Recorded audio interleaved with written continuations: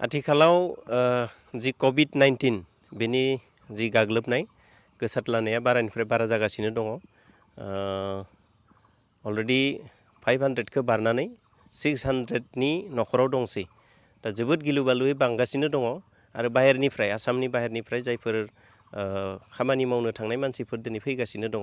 जायफोरा बाहेराव थाहैयोमोन दिल्ली, मुम्बाइ, गुजरात, गवा जायफोरा थाहैदोंमोन केरेला, कर्नाटक बेफोराव थाहैनाय मानसिफ्रा दिनै फैगासिनो दङ आरो बिथांमोना फैनायजों लोगोसेयैनो दिनै COVID-19नि जि पजिटिभ केसफोर बेफोर बांगासिनो दङ।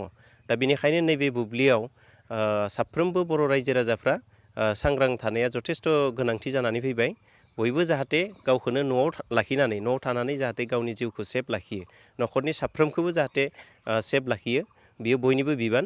आरो दिनैनि बे बुब्लियाव सरकारा जायफोर नेमफोर दिनै होदों हगारनानै, दा बे नेम खानानै होनायफोरखौ जों बयबो मानिनानै सोलिनाया दरकार दङ।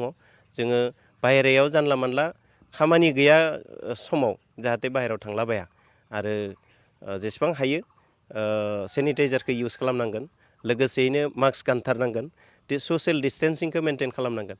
बेखिनिखौ मानिनानै जुदि सोलियोब्ला गमामायैनो जोङो बे मोनसे महामारिनिफ्राय जोङो बारग'नो हागोन। दा बेनिखायनो बयबो रायजो राजानि खाथियाव आंनि बे मोनसे गुरै खावलायनाय, बियो आं केबल माने जोंनि बे ओनसोलनिल' बुङाखै, एन्टायार BTCआव गासै आसामाव जों जेसेबांखि बर' मानसिफोर थाया मानो, गुबुन गुबुन हारिनि मानसिफोरनि गेजेरावबो बियो जिहेतु गोसारलानाया बारानिफ्राय बारा जागासिनो दं, बयखौबो आं खावलायदों जाहाथे जों बयबो सेफ थायो, न'आवनो थायो आरो भबिसतखौ जों जाहाथे सुरक्षित खालामनानै लाखिनो हायो, बेनि थाखाय बयबो सांग्रां जानाया गोनांथि।